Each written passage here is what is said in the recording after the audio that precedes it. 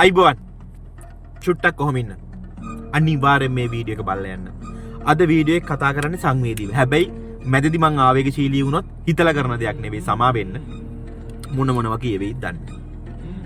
මේ රටේ පහළ වුණේ උඹලා කියන විදිහට. මේ රටේ පහළ වුණේ සිංහල බෞද්ධ ලේ තියෙන ගොවියෙක්ගේ පුතෙක් ජනාධිපති වෙලා. හරිද නැද්ද? උඹලා කියන්නේ සිංහල බෞද්ධ ලේ තියෙන පිවිතුරු ලේ තියෙන ගොවියෙක්ගේ පුතෙක් තමයි මේ රටේ ජනාධිපති වෙන්නේ. එහෙමද ඇත්ත කතාව? ඇත්ත කතාව ඒකද? එහෙම වුණාම නම් මෙහෙම වෙයිද? මං අහන්න එච්චරයි. එහෙම වුණා නම් මෙහෙම වෙයිද? අද වයිකාල් වල උන්ගේ දුක සමරනවා. කොළඹ තමන්ගේ ජීවිතේ සම්පූර්ණයෙන්ම නැති කරගෙන උඹලා මම උඹලගේ මේ මහ පොළවේ ඊළඟට ඉපදෙන්න ඉන්න දරුවා වෙනුවෙන් හරි මේ රටට යුද්ධයක් නැති රටක් බිහි කරපු රණවිරුවන්ගේ ස්මාරක ටික එක ඉටිබන්ධමක් නැතුව වේලෙනවා. මොකද්ද ওই තමුසලගේ මේ සිංහල බෞද්ධ ජනාධිපතිවරයා? මොකද්ද ওই මේ සිංහල බෞද්ධ ජනාධිපතිවරයා? මට ඒක කියනවා. මේවා හොදන ඩෝබි හැත්තෙන් මම අහන්නේ. මට ඒක කියනවා. මොනවද මේ සිංහල බෞද්ධ ජනාධිපතිවරයෙක්ද?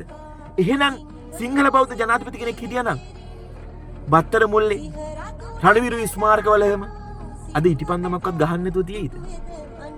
අනේ උඹලා තව හොද පල්ලා කාලකන්නි හැත්ත. තොපිට යන්න අපායන් නැති වෙනවා. හොදන්න එපා.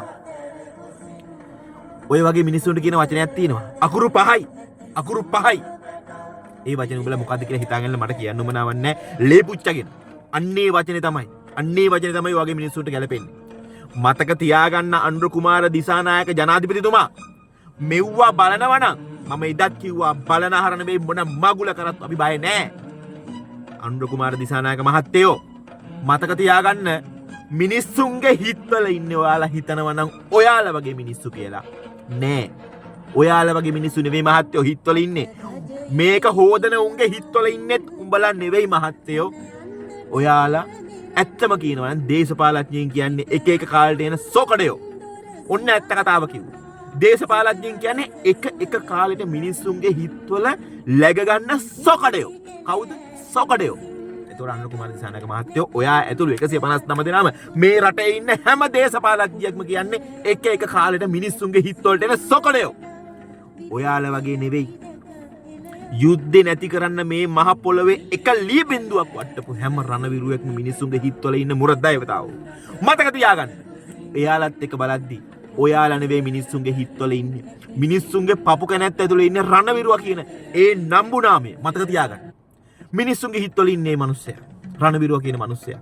ඔයාලට එක විනාඩියක් අරගෙන ওই ජනාධිපති මන්දිරෙන් එළියට යන්න පුළුවන් නම් අනුර කුමාර දිසානායක මහත්තයෝ පුළුවන් නම් ඔය එහා පැත්තේ තියෙනවා රාගම රණවිරු සේවනක් අනේ චුට්ටක් ගිහිල්ලා බලන්න වෙලාවක් එහෙම තිබ්බොත් එහෙම රණවිරුවෙක්ට ගිහිල්ලා කොහොමද කියලා හරි අහන්න. ඔයාලා එදා දේශපාලන වේදිකාවල් නැගිටලා මහ ලොකුවට බොරු කියද්දි විපක්ෂ ඉඳගෙන එදා ඒ රණවිරුව තමයි මහත්තයෝ උතුරු නැගිනහිර සක්‍රීය සේවයේ හිටියේ. ඒගොල්ලෝ අද අතපය නැති කරගෙන ඉන්නේ. සමහරක් මිනිස්සු ඉන්නවා මම දන්න හින්දා කියන්නේ. සමහරක් මිනිස්සු ඉන්නවා තමන්ගේ අම්මා තාත්තා අඳුරන්නේ නැහැ. තමන්ගේ බිරිඳ අඳුරන්නේ නැහැ. තමන්ගේ දරුවා අඳුරන්නේ නැහැ. කොටින්ම තමන්ගේ නමවත් මතක නැහැ.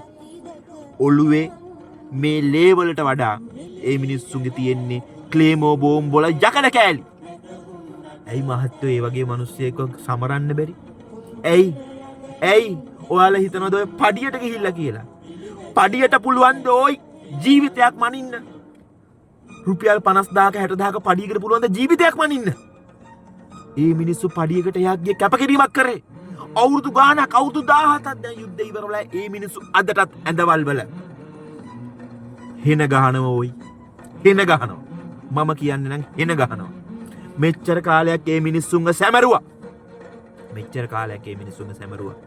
ඇයි දැන් බැරි? උන්ට උන්ගේ පැරදුම සමරන්න දෙනවා නම් ඇයි බැරි ඒ මිනිස්සුන්ගේ මේ රටේ මේ ලෝකේ තියෙන හොඳම දිනුම ඒ මිනිස්සුන්ට සමරන්න දෙන්න? ඇයි ඒ මිනිස්සුන්ට ස්තුති කරන්න බැරි? මේ මව් රට ඊළඟට ඉපදෙන හැම දරුවගෙම යුද්ධෙන් තොර රටක් කරලා බිහි කරපු එකට, යුද්ධෙන් තොර රටක් ඉතුරු කරපු එකට ඒ මිනිස්සු දේවතාවරු ඔය මැරිච්චි හැම රණවිරුවෙක්ම ඉපදෙන්න ඕන ස්වර්ගයේ. ඉපදෙන්න ඕන දෙවියෝ ගාව.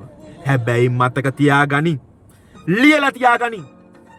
රණවිරුවව සමරන්න නැති මේ ආණ්ඩුවේ හැම එකෙක් මේ ඉපදෙන්න ඕන නිරේ.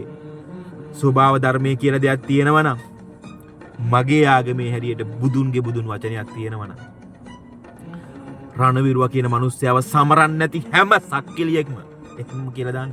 හැම සක්කිලියෙක්ම ඉපදෙන්න ඕන මෙරි ඉපදෙන්න ඕන නිරේ. බලා මෙරි ඉපදෙන්න ඕන නිරේ. ඒ මිනිස්සු කරපු කැපකිරීම උඹලා මෙච්චර කාලයකට තිබ්බ හැම ආණ්ඩුවක්ම සැමරුවා බං. සැමරුවා. මම මේ කියන්නේ මහින්ද රාජපක්ෂ සමරන්න කියලා නෙවෙයි බං. මම මේ කියන්නේ ගෝඨාභය රාජපක්ෂ සමරන්න කියලා නෙවෙයි.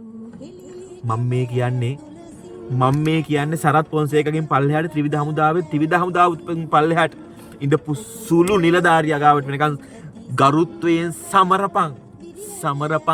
එහෙම බැරි නම් අඩුම තරමේ අර බත්තර මුල්ලේ රණවිරු ස්මාරකයේ ගාව ඉටිබන්දමක් හරි පත්තු කරන්න දීපන් කාලකන්ඩි 70. ඒකත් නවත්තන්නේ.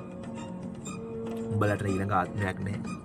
උඹලා මේ රටත් කාලා මේ රට බිමටම වට්ටලා මේ රටේ රට බේරගත්ත රණවිරුවත් පාගලා දාලා බුද්ධ ශාසනෙත් බිමට දාලා උඹලා මේ කරන්නේ උඹලගේ ආත්මත් නැති කරගන්න එක. මතක තියාගනි. අපිව මරා මැරුවත් මේ සමාජෙ මරා මැරුවත් උඹලා මට කියන්න තියෙන්නේ රණවිරුවා සමරණ එක නවත්තපු අද වගේ දවසක තොපිට යන්න අපායක් නැහැ. තොපි ඉපදෙන්න ඕන අපාය.